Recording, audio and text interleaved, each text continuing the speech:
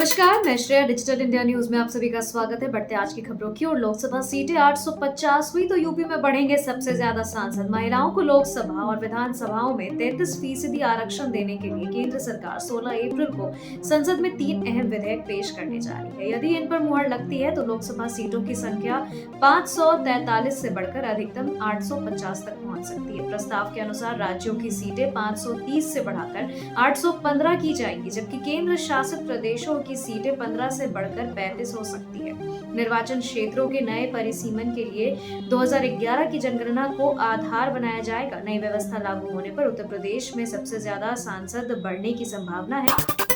मैं कभी उनका मुकाबला नहीं कर सकता, रिकॉर्ड क्या तोड़ेंगे, सीजेआई सूर्यकांत ने की किस जज की तारीफ। सुप्रीम कोर्ट के जस्टिस राजेश बिंदल की रिटायरमेंट पर मुख्य न्यायाधीश सूर्यकांत ने उनकी खुलकर तारीफ की। सीजेआई ने कहा कि जस्टिस बिंदल केसों के तेज निपटारे के लिए जाने जाते थे और वह कभी भी उनका मुकाबला नहीं कर सके। उन्होंने कहा कि अटॉर्नी जनरल की बात सही है कि दोनों तेजी से मामलों का निपटारा करते थे, लेकिन जस्टिस बिंदल का रिकॉर्ड तोड़ने तो दूर, उनकी बराबरी करना भी मुश्किल था। सीजेआई ने उनके साथ लंबे समय तक काम करने के अनुभव को भी याद किया। पवन खेरा को सुप्रीम कोर्ट से बड़ा झटका, तेलंगाना हाई कोर्ट से मिली जमानत पर लगाई रोक। सुप्रीम कोर्ट ने कांग्रेस नेता पवन खेरा को बड़ा झटका देते हुए तेलंगाना हाई कोर्ट द्वारा दी गई ट्रांजिट अग्रिम जमानत पर रोक लगा दी है।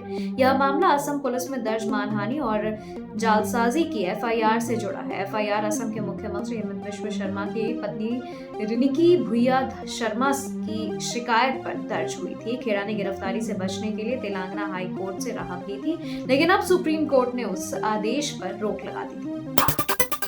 कांग्रेस की ना नुकुर के बीच प्रतिभा पाटिल का महिला आरक्षण को समर्थन। पीएम को लिखा पत्र। महिला आरक्षण कानून, नारी शक्ति वंदन अधिनियम को देश की पहली महिला राष्ट्रपति प्रतिभा पाटिल की खुला समर्थन मिला है। उन्होंने प्रधानमंत्री नरेंद्र मोदी को पत्र लिखकर इस पहल को ऐतिहासिक और परिवर्तनकारी कदम बताया।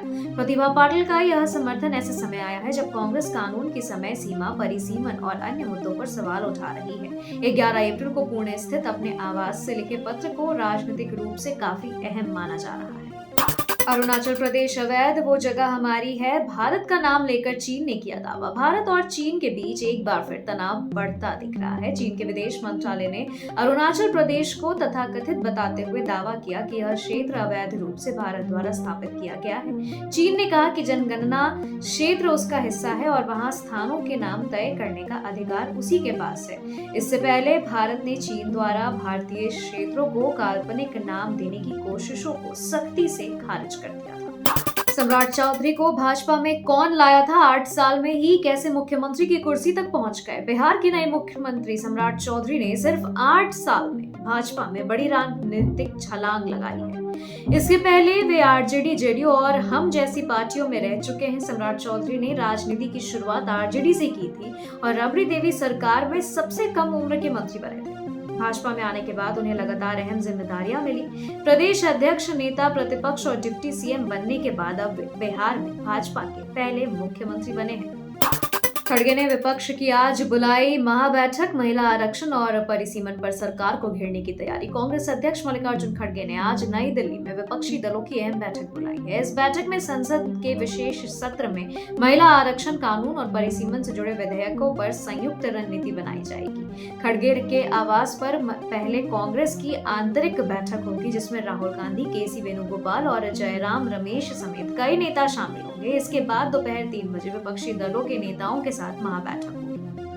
नरेंद्र मोदी और अमित शाह की कृपा से सम्राट बने मुख्यमंत्री। बिहार में सत्ता परिवर्तन के बाद भाजपा नेता सम्राट चौधरी ने राज्य के 24वें मुख्यमंत्री के रूप में शपथ ली है। वह बिहार के पहले भाजपा मुख्यमंत्री बने। सम्राट चौधरी के पिता शकुनी चौधरी ने कहा कि यह पद उन्हें प्रधानमंत्री नरेंद्र मोदी और गृह मंत्री अमित शाह के विश्वास और कृपा से मिली है।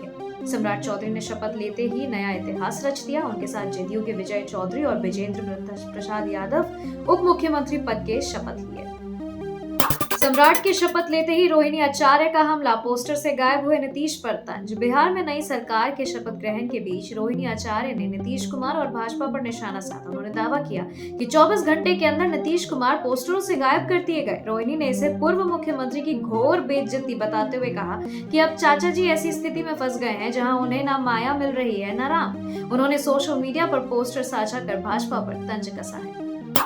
बिहार में 18 अप्रैल से गर्मी का कहर, 42 डिग्री तक पहुंचेगा तापमान। बिहार में 18 अप्रैल से भीषण गर्मी पड़ने की संभावना है। मौसम विभाग के मुताबिक राज्य के ज्यादातर जिलों में तापमान 40 से 42 डिग्री सेल्सियस तक जा सकता है, जबकि उत्तर पूर्वी इलाकों में 36 से 38 डिग्री रहने का अनुमान है। वहीं मानसून को लेकर के भी चिंता बढ़ी। अनुमान है कि इस साल भी जून से सितंबर के बीच सामान्य से कम बारिश हो सकती है। बिहार में लगातार 5वें साल कमजोर मानसून के आसार हैं।